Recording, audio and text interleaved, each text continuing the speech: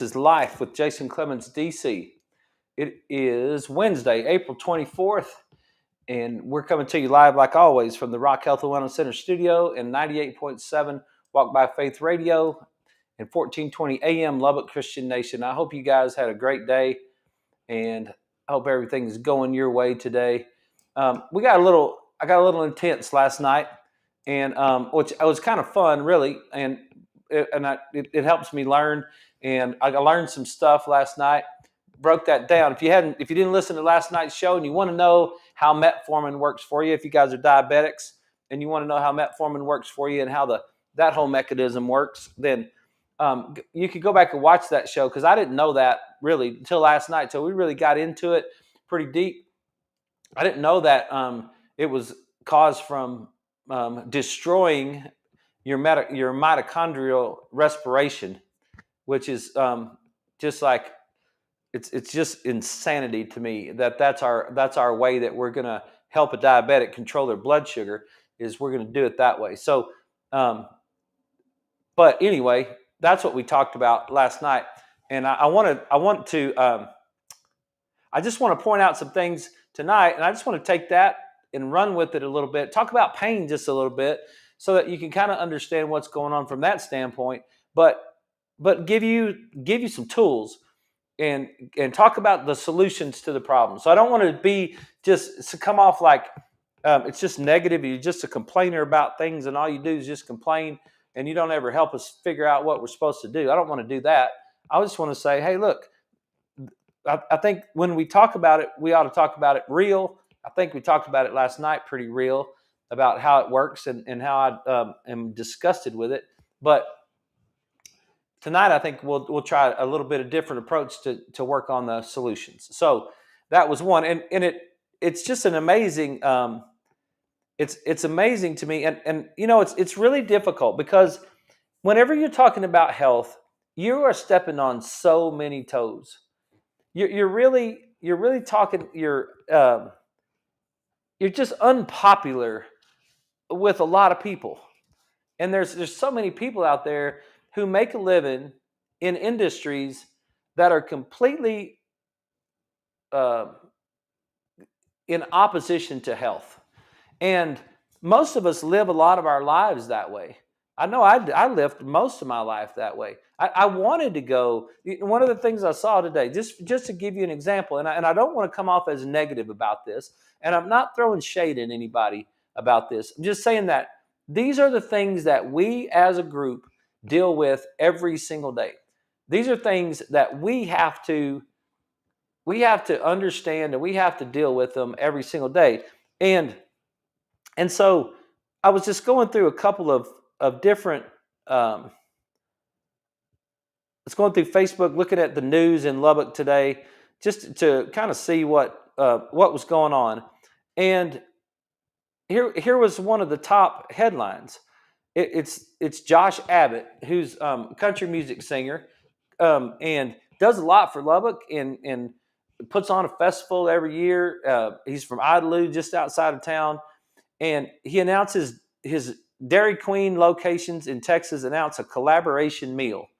So Josh Abbott and Dairy Queen restaurants in Texas do it again with another exciting collaboration. The two Texas icons have come together with the Josh Abbott meal, featuring the country singer's favorite childhood meal, which kicks off April 29th and runs through May 26th at participating Dairy Queens.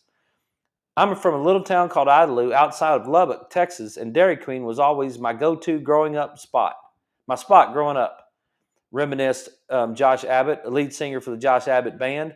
Whether I was heading to Dairy Queen after a basketball or football game, or going to Dairy Queen with my grandpa, I have a lot of great memories with the brand. Me too. Like, I have lots of great memories of Dairy Queen. I have lots of great memories with my grandpa. I have lots of great memories I remember my grandpa told me one time, he just looked over at me. It was hot. I was staying with him in the summertime, and he looked over at me and he said, you know, I think it's just about too hot to eat homemade ice cream. Almost. It's almost too hot to eat homemade ice cream. And then he just kind of winked at me, and he was like, almost. And so let's go see if Granny's got some ice cream. That's what he said. Of course, Granny's got some ice cream. I never knew a day in my entire life that Granny didn't have some ice cream in that freezer of hers. And it's part of our culture, right? It's part of what we want to do with our kids. It's part of we want to share those moments with our kids. We want to take them for a treat. We want to do that. And so I'm not trying to be in any way negative, but towards Josh or towards Dairy Queen. I just want to point out that this is the Josh Abbott meal. Features a 4-piece steak finger country basket, so that's steak fingers and fries, a mini M&M's milk chocolate blizzard treat, and a fresh iced tea, and a collectible limited edition Josh Abbott cup. So it's what is that meal? What is that meal right there? That meal is processed food, refined carbohydrates, and high sugar. And what's it going to do to you? It's going to make your insulin flare up. It's going to increase your insulin. It's going to increase your blood sugar. It's going to cause your to move. It's going to cause your gut microbiome to change. It's going to mess with your immune system. It's going to mess with your brain. It's going to change the way that your gut talks to your brain. It's going to do all those things that we talk about that work against us, right? And one of the things that my guy told me last night was, I'm too busy to be healthy. I got too much going on. It's too hard for me to it's too hard for me to take time out of my day. So what do busy people do? They stop at places like Dairy Queen to get lunch. Yeah, I'm just going to go get the Josh Abbott lunch. And that's going to be part of the deal, right? The point of it is that as good a guy as that guy is, and I don't know him personally, I'm just saying I know that he does a lot of stuff for Lubbock in West Texas, and I appreciate that. We face it every day. The people that are trying to make healthy decisions face it every day. And that was just one of the articles I saw. The other article I saw was the USDA updates rules for school meals that limit added sugars for the first time. The nation's school meals will get a makeover under new nutrition standards that limit added sugars for the first time, the U.S. Department of Agriculture announced Wednesday. The final rule also trims the sodium in kids' meals, although not by the 30% proposed in 2023. And it continues to allow flavored milks, such as chocolate milk, with less sugar, rather than adopting an option that would have offered only unflavored milk to the youngest kids. Which I don't think anybody should be drinking milk anyway. But they're going to leave it in there. They're going to leave in chocolate milk. And what's in chocolate milk? We should look that up right quick. Because I'm pretty sure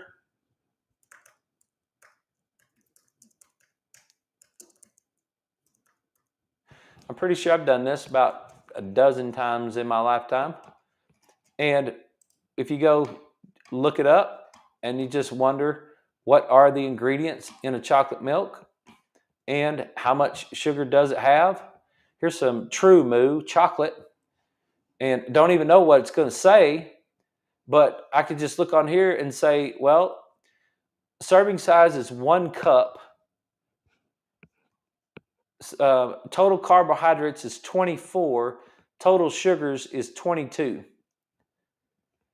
And that's not even really giving us, but that's 22 grams of sugar for 1 cup. And who drinks 1 cup of milk? Like, nobody that I know. Like, there's a lot in there. Let's see what this one's got right here. 18 grams of sugar. This is a little serving size, 1 container. And I don't know exactly how many ounces is in this container. I can't see it, but inside this container there is 18 grams of sugar. And so the ingredients, non-fat milk, sugar, and then contains less than 1% of cocoa and the rest of the stuff that's in it, right? And so this is just a little carton of milk. So there's 20 total carbohydrates and there's 18 grams of sugar, and the second ingredient is sugar. So that's what our kids are drinking. That's what our kids drink at school. And we all love chocolate milk. I mean, dadgum. If you drink, if you could get you a handful of donuts, especially chocolate donuts, if you can get a chocolate donut and you can chase it down with some chocolate milk, that's just like heaven on your tongue right there. That's just like so delicious. But we know that the US government is going to leave that chocolate milk in our cafeterias, knowing that there's somewhere between 18 to 20 something grams of sugar in every carton that we're going to give our kids. And we're going to tell them that all this is designed to ensure that students have quality meals and that we meet parents' expectations. Agriculture Secretary Tom Vilsack told reporters. The limits on added sugars would be required in the 25-26 school year, starting with high sugar foods such as cereals, yogurts, and flavored milk. By the fall of 2027, added sugars in school meals would be limited to no more than 10% of the total calories per week for breakfast and lunches, in addition to limits on sugar in specific products. Officials had proposed to reduce sodium in schools meals by as much as 30% over the next several years. But after receiving mixed public comments and a directive from Congress included in the fiscal year 2024 appropriations bill in March, the agency will reduce sodium levels allowed in breakfast by 10% and lunches by 15% by the 27-28 school year. So we're going to start adding limits on the foods in the 25-26 school year. So this is, what are we in right now? We're in 24. So we're not going to do it next year. We're going to make sure that we can. How many guys have said this? How many times have you said this? How many times have you said to yourself, like you get some piece of information about health, but you've already gone to Sam's and bought yourself a whole bunch of unhealthy stuff, or you gone to Walmart or whatever and got yourself a whole bunch of unhealthy stuff. And so what you're going to say is, okay, as soon as I finish eating all this, then I'll start eating healthy because I don't want to waste any of this. And that's exactly what we just said right there. We're going to update I appreciate him working on it, but we're not going to kick it in until the 25-26 school year, and then even more by the 27 school year. But if we wanted to make a vaccine for a crazy coronavirus, we could get that done in a couple months. Like if we just decided as human beings that we weren't going to tolerate that and that we needed that, we would put all of our resources and we would solve that problem in a couple months. Like it's April, we're finishing up the school year. I would think we could solve the sugar problem in the schools by the time we get back to the fall. If we really had an interest in helping our kids and decreasing the sugar that our kids ate, we could do that by the fall, but we don't do that. And so my point is, because I don't want to sound negative about it, my point of it is that this is the stuff that just adds up, and it just adds up, and it just adds up. And the last one I wanted to bring up was this. There's another. These are all articles that were on my local KCBD app today. Just so I just had a moment. I thought I'd try to catch up on some news that's going on around me, and these are the ones that I caught up on. I was like, this is my third one that I just checked out, and I have all the apps that of the local TV stations that are on Facebook. I follow those pages or whatever, CBS and the Fox and the ABC or whatever I've got on here, just so I can get a little bit of information about what's going on in my own town. I'll get some feedback right there. So this one is, health officials warn of counterfeit Botox injections after more than 20 people got sick. The U.S. health officials issued a warning Tuesday about counterfeit Botox injections that have sickened 22 people. Half of the individuals have ended up in the hospital, according to the Center for Disease Control and Prevention. The agency issued an alert to doctors on Tuesday. The Cases started in early November and have been reported in 11 states: California, Colorado, Florida, Illinois, Kentucky, Nebraska, New Jersey, New York City, Tennessee, Texas, and Washington. The CDC said the shots were administered by unlicensed or untrained individuals or in settings like homes or spas. Most of the people said they got injections of botulinum toxin for cosmetic reasons. The 6 people were treated for suspected botulism, health officials said. When it gets into the bloodstream, botulism toxin can cause botulism, a deadly disease that starts with double or blurred vision, drooping eyelids, slurred speech, difficulty swallowing, and difficulty breathing. Now, why is that? Why would we have those side effects from botulism? Well, because it's a neurotoxin. It is a destructive, and they don't know exactly what the mechanism is, but it's a neurotoxin. What botulism neurotoxins, and that's what it says if you look it up. If you look it up and it's on Wikipedia, the first thing that it says, and I don't usually go to Wikipedia for my knowledge, but it says it just right there. If you just look up botulism, botulinum toxin, right there in the headline of Wikipedia, it says botulinum toxin or botulinum neurotoxin, commonly called Botox. Neurotoxin. Neuro means nerve, and toxin means toxic. And that's exactly why your wrinkles go away when you inject your face with Botox. You can't have any wrinkles because you can't have any nerve supply. And I really want you to think about that, because it's just another. I know that it doesn't have anything to do with kids, and I know it doesn't have anything to do with the sugar intake and all the things that we got going on out there, but it does have to do with the brain, and it really. I think maybe it's worth looking at for just a second, and maybe I could show you on this, because there's a blood vessel from last night, but let's just remember that we have a brain, and that brain is connected to our body through our nerves. So a nerve is running from the brain down to the body somewhere and out to the periphery of the body.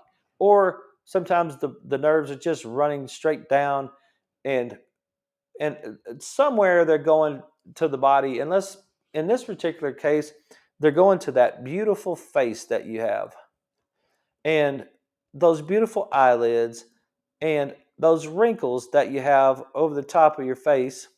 It's not a very good nose, but yeah. So we got a few wrinkles over here. We got a few wrinkles over here. We got a few wrinkles up here. So what are we going to do?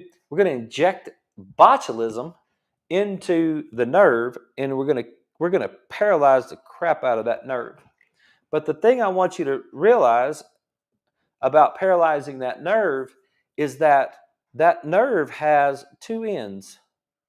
It has an end down here, and it has an end down here. This particular nerve that you fired has an end up here somewhere that you injected with your botulism.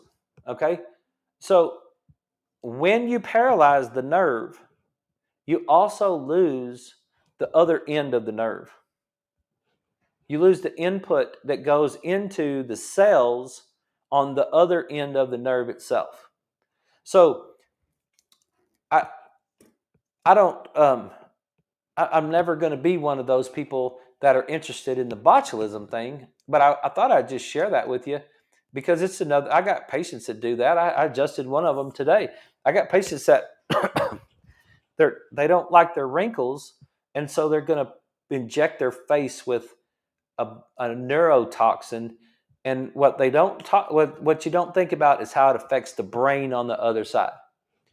And it does. It affects the brain on the other side. Because you don't want your brain, you really don't want your brain to die off. And we just got this new brand. I wasn't going to bring it up tonight, but I think it'd be great to show you, since we're talking about brain just for a second. And I think it would be a great just to talk about it for a minute. I'm going to do a whole show on our Brain Master technology, and we got some more training today, and we're really getting it started so we can get people scanned.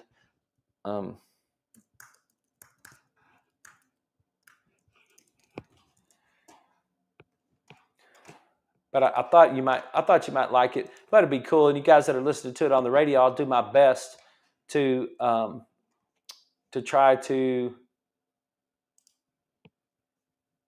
show you. I'll show you what my brain map looks like. And my guy said that my brain map was exceptional, by the way. So we're going to go with it for today. So let me see if I could open this up for you. But there's different. Your brain has different brain waves. Yeah, so that works out pretty good right there. So you can see that, and let me make sure that we're getting it. So there's, in this particular software, we're measuring brain waves that are going from very slow brain waves to very fast brain waves, so that it's going all the way across. And all the brain waves are firing all the time, basically. And we just try to figure out if they're firing in a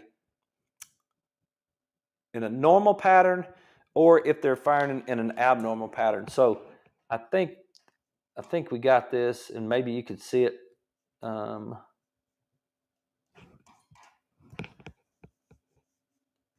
Yeah, there you go.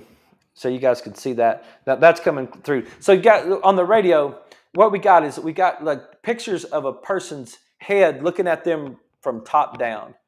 And what we want to see is like what we've got here is we've got each one of these is a different brain frequency. So delta is your delta, theta, and your alpha are basically your slow brain waves. So delta is like when you're like asleep.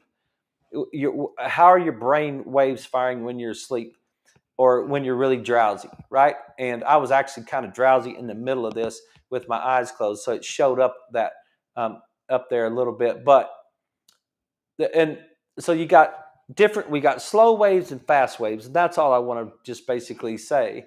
And what it shows us is how are these waves firing inside the brain.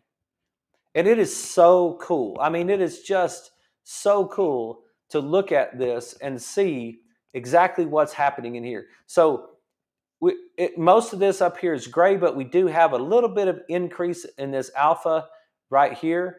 And then we have decrease. So when it goes to the blue, when it heads towards blue, that means that those brain waves are lowered. They're not lowered in frequency, lowered in number. There's not as many of them firing. And if it goes blue in the high, that means there's not as many of them firing. And so it was really pretty calm about how it was broken down. And then it gives us this just some really cool pictures of what's happening. And there's all kinds of different graphs that are on there that gives us the different colors. So we get a color scheme. And the point I'm trying to make, and I will break this down. I'll do a full show on this, so don't worry about that. But I just wanted to show you because you might be interested yourself. You might be interested in getting a real-time metric of what is going on inside your brain. How is your brain firing? Is it doing like it's supposed to do? And are you getting all of the information that you need to get? And then this other one is this other report. It's called S-Loretta, and S-Loretta is a report that basically is analyzing 6,239 points inside the brain, and so it will give you based on every hertz. So it starts off on the lowest hertz. This is like a 30-something page report, and it starts to move up And then you just keep scrolling through, and what you'll see is you'll see pictures of your brain, and then you'll see whether or not there's anything that's abnormal. So far on this first 7 hertz, there's nothing abnormal. And then we get to about 9 hertz, we get to 10 hertz, and then all of a sudden at 10 hertz, we can see in my brain that back here on this right side of my brain, there's something going on. It's this kind of this upper backside of the brain, and you're not seeing any of that. So hang on a second, I messed that up.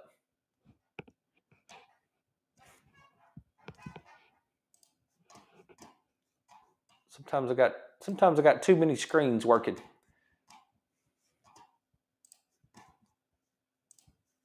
There it is. Sorry.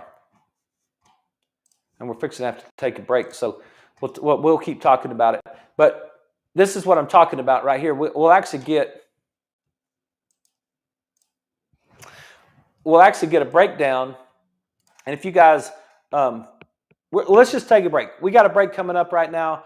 We got about 15 seconds.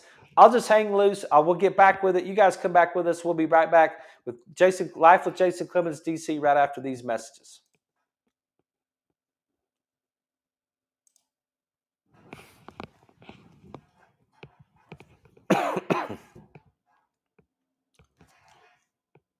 It's so much easier just to talk on the social media than it is to talk on the radio, because they can't see any of the stuff that I'm trying to show you. But let me run back up to all these different pictures, so that you can kind of see it. And let me see if it will move. Yeah, there we go. So it starts off and it gives you, it's mapping out these 6,000 points inside your brain, and it's doing it from the lowest frequencies to the highest frequencies. And so these low frequencies are these slower ones, and it's like, all right, nothing shows up right there, nothing shows up right there. And then as I just keep moving up, this is 5 hertz, this is 6 hertz. Now we're starting to get into this. We've gone through this theta wave, and now we're into this alpha wave. And so we get to that 9 hertz, and now all of a sudden, now we start to see something show up. And now we can actually see that I've got some hyperactivity of this particular wave in this area of my brain.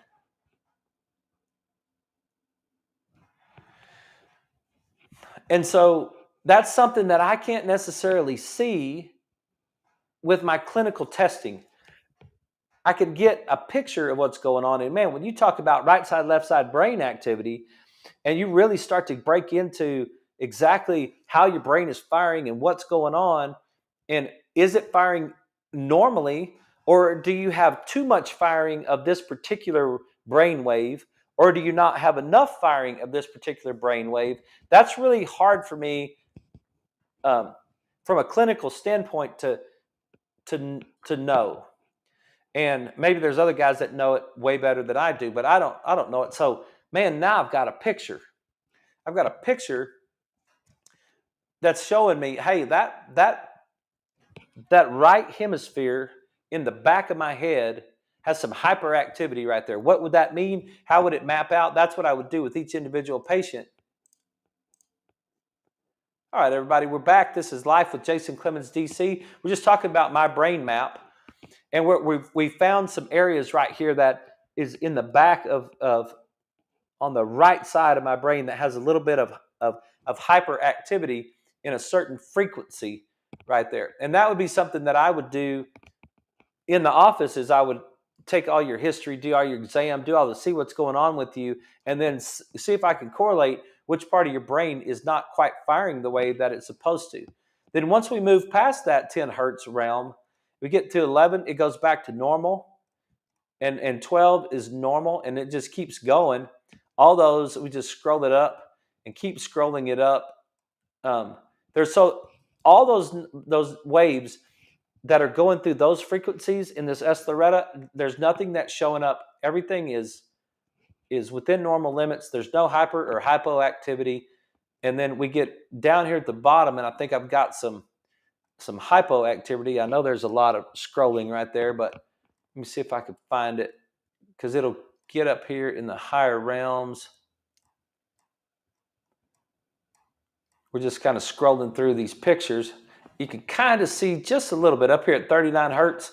It's just a little bit of hypoactivity, and it's on that right side. Like it's just turned down just a little, and then there you go at 40 hertz. Now we can really see there's a section right there inside the brain that's not firing, and you can see there's the eyeballs, and those aren't my actual brain. It's just a map, but this is the eyeball level of the brain, and so we can correlate where that is, kind of based on these slices, how it's slicing its way up to the very top. So this stuff that's up here is kind of in the lower part of the brain on the right side in the middle, and it'll tell me exactly where we are in and all that sort of thing. And then you can see there's a little bit of hypoactivity. So I'm just, as we get up into 42 hertz, now we're up into that high beta range. So this is we're up into that level of anxiety or concentration, that's super high concentration. Those levels are actually decreased in my brain on the right side. I don't have those levels. So maybe I have a hard time concentrating. Maybe I have maybe I need get a little bit more aware of my environment. Maybe that right hemisphere needs to be a little bit more aroused, and so that I don't want to get too much more into that, but I wanted to show it to you so you at least could see it and see what some of the things that we might be able to do. But the point I was trying to make right there is that when you inject botulism into your face, you are changing the way that your brain is functioning. And that thing goes. Kim and I, we had a training this morning, and then we had a good conversation after the training, and we were talking about this, and we were saying, like, think about all of the implications of this, and think about what it might mean from a nutrition standpoint, what it might mean from an exercise standpoint, what it might mean from a subluxation standpoint, if there's all kinds of disruption. And I've got very little disruption in my brain, but I do have some, and it's mostly over on that right hemisphere. It's there's two spots. One spot's hyperactive, one spot is hypoactive, meaning there's not enough of those waves and there's too much of the other waves, but everything is pretty much on the right side for me. So I think that's interesting findings. When you look at it, it's almost exclusively right side brain. So could be something going on right there. So we'll break it down. But I really think it's cool. I think it's cool if you could see the pictures, and I think it's cool if you have the opportunity to see them and say, okay, like, wait a minute. My brain, the way that my brain functions has to do with the way that I feel. And that's kind of what I wanted to get in a little bit more tonight was get into the I'm going to close these out, was to get into a little bit of pain and understanding how pain is going on inside your brain. And understanding, because last night we tried to talk about what diabetes does to you, and how the diabetes will mess up the blood vessel, especially in your feet, and it will also mess up the nerve that's in your leg. And we broke it down from a picture standpoint last night, and we had, if you guys remember, if you didn't listen last night, you could go back and check it out. But if you remember that we have we have cells that make up the blood vessel, and we drew this last night. So it's like we've got a blood cell, and we got a blood cell, and then we got another one down here. And this isn't a, it's just a drawing. So there's your blood vessel, and the blood is flowing through that thing. But if you get it all clogged up because you've got too much glucose, then now the glucose diffuses into the cell, and water goes with it and basically swells up the blood vessel, and it becomes fat and swollen, and now it clogs up the blood, and we can't get the blood to the tissue. And what's next to the blood vessel? All the nerves. The nerves are next to the blood vessel, around the blood vessel, and in the tissue away from it, there's nerves in there. And if we don't get the oxygen to the nerves die, right?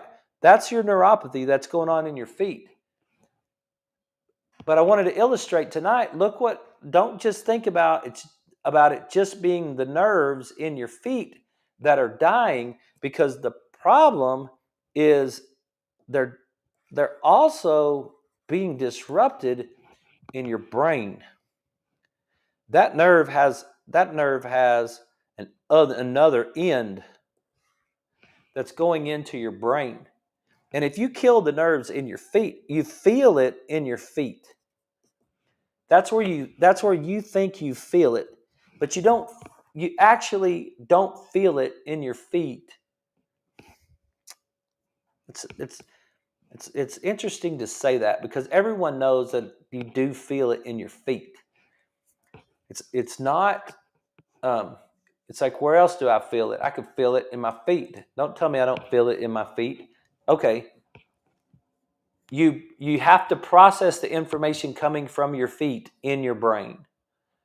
You have to process that information coming into your brain. It's up here.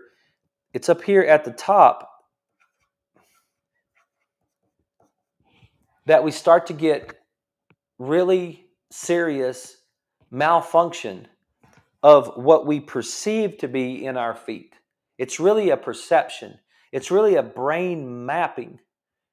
It's the sensory cortex, the sensory and motor cortex, but it's the sensory cortex, and it runs through this thing. It runs through this thing called the reticular formation. And the reticular formation is a complex network of brainstem nuclei and neurons that serve as a major integration and relay center for many vital brain systems to coordinate functions necessary for survival. And this comes from the NIH.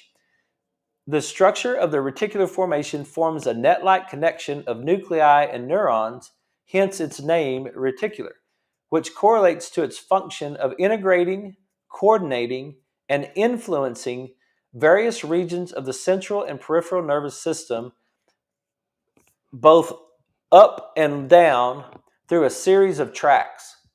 The reticular formation does not contain distinct boundaries, and many of the nuclei included in this structure do not have the precise delineations of territory, making the reticular formation a difficult structure to characterize by study.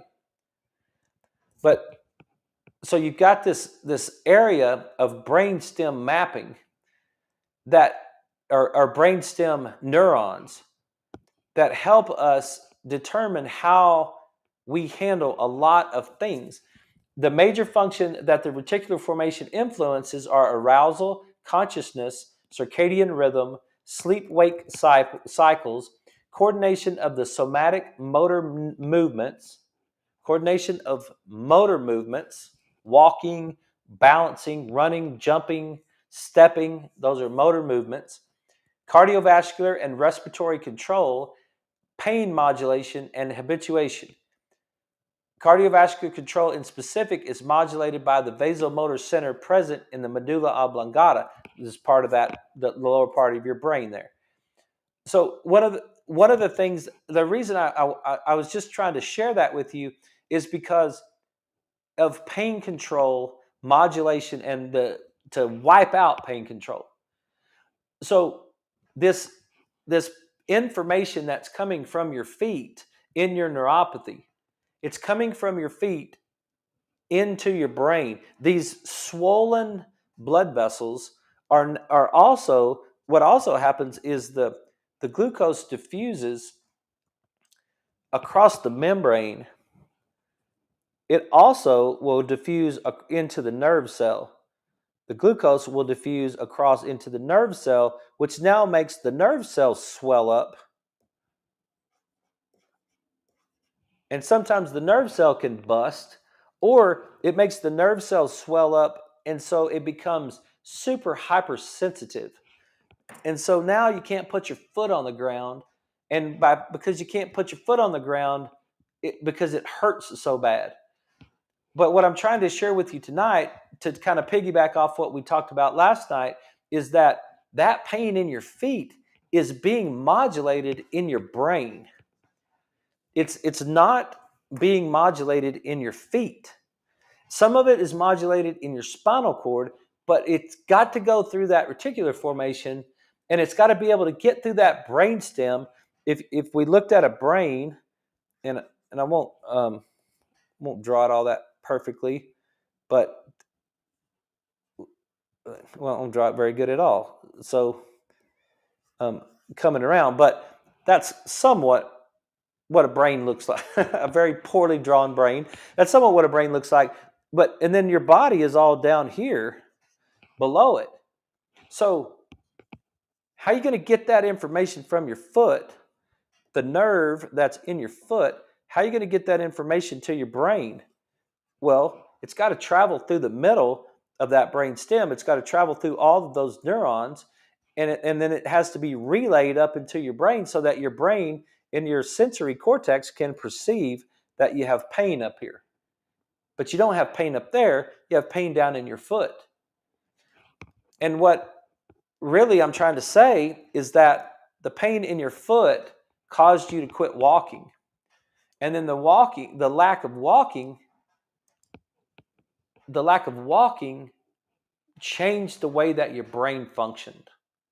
And because it changed the way that your brain functioned, you created a whole cascade of problems down below. Now we're losing some of those ability. The major function of the reticular formation influences are arousal.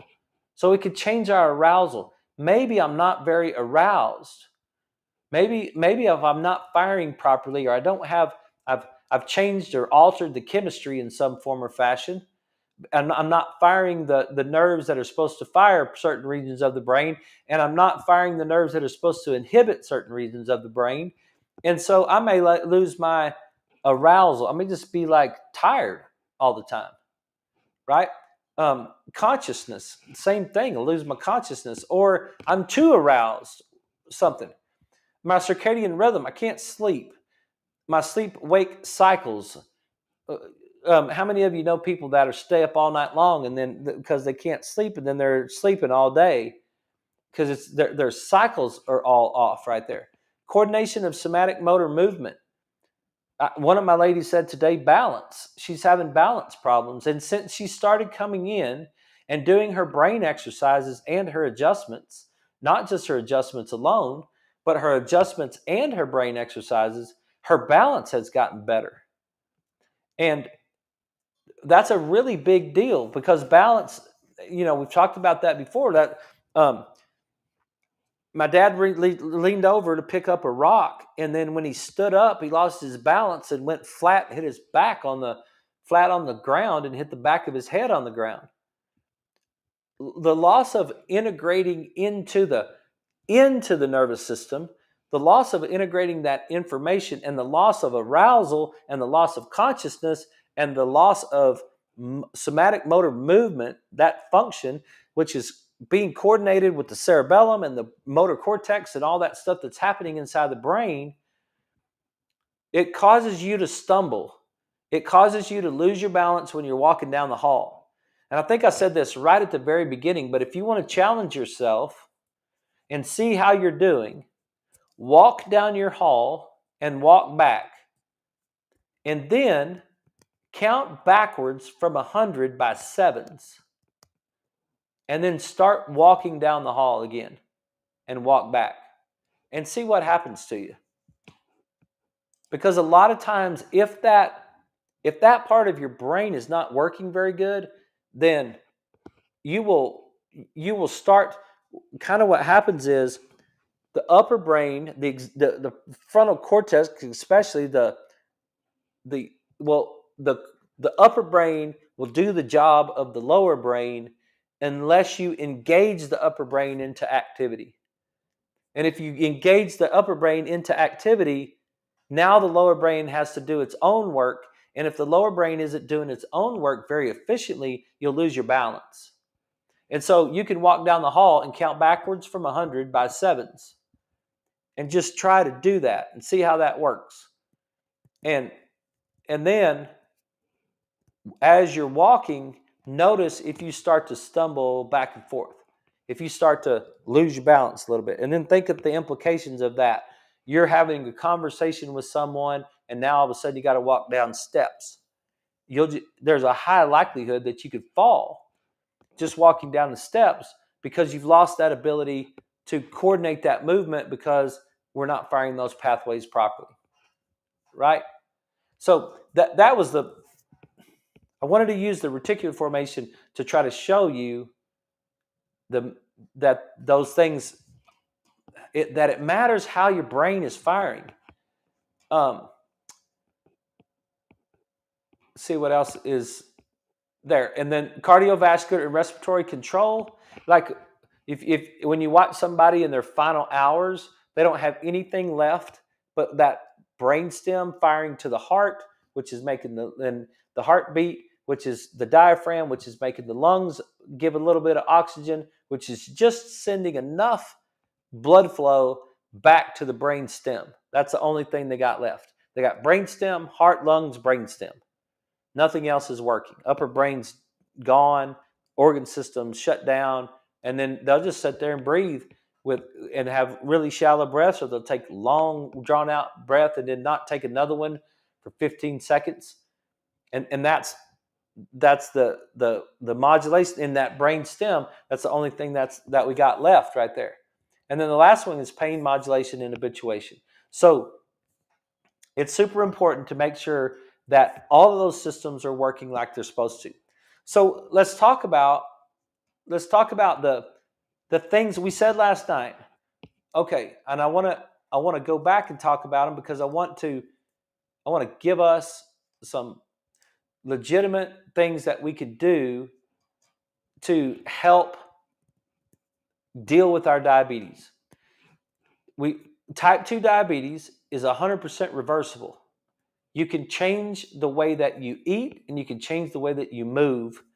And those are the two things. And it also goes along with the way that your brain functions. So your brain is super important in the functioning of diabetes. I think we read that article not too long ago. We read that article that talked about the brain functioning and diabetes. And if it's not firing properly because we get the vagus nerve involved, and then that fires down to the adrenal glands, and we release cortisol, and cortisol increases our blood sugar. And that all can happen when we lose the cervical curve, or we're somehow disrupting the nervous system flow. So diabetes care is, I don't treat the diabetes, I treat the nervous system, but your nervous system contributes to your diabetes. The second thing is your muscle mass contributes to your diabetes.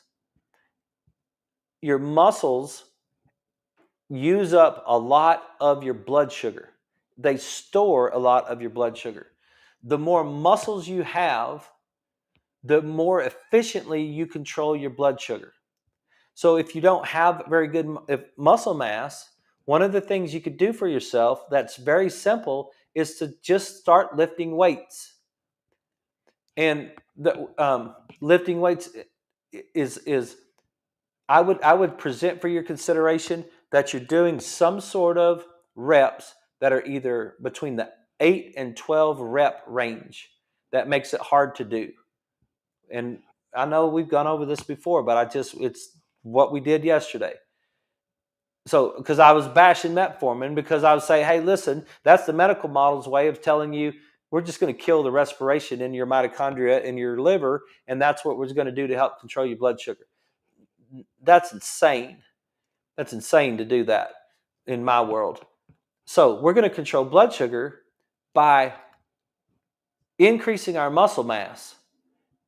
And what are some of the ways that you could, like a push-up?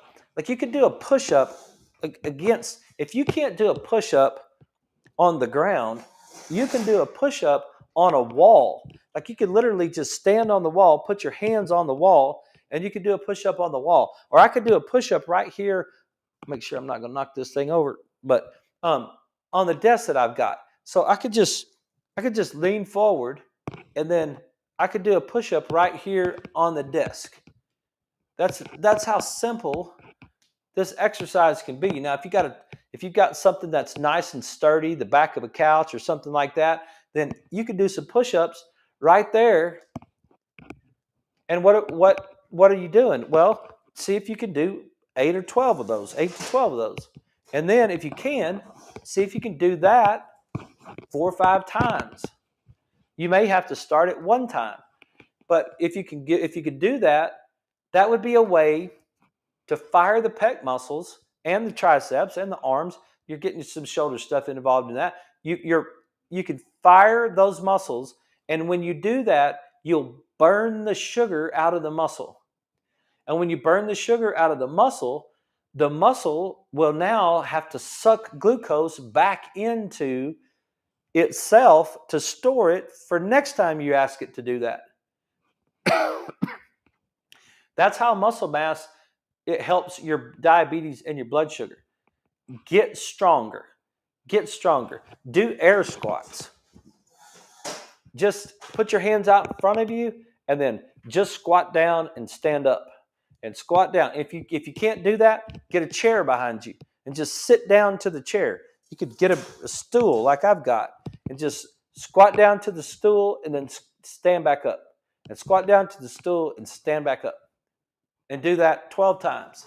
And then do that 3 sets of 12.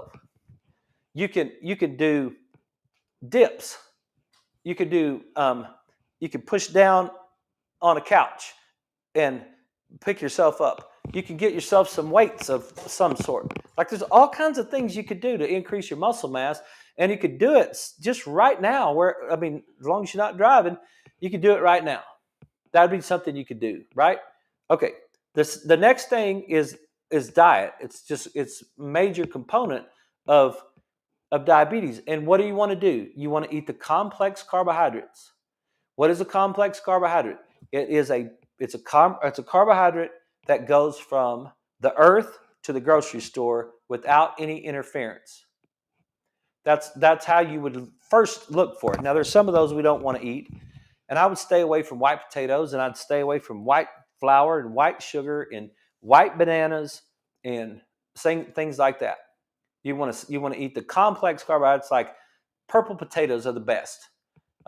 Purple are way better than the orange. The orange are better than the white. Those are complex carbohydrates. Broccoli, spinach, those things are complex carbohydrates. Your vegetables. Eat your vegetables. Just like your mama told you. Eat your vegetables. Eat your protein. Make sure you're getting good grass-fed protein. And just get rid of the processed foods. Get rid of the processed foods and try as hard as you can not to get any of your calories from your drinks. Stay away from any sugary type of drink. Get that out of your system. And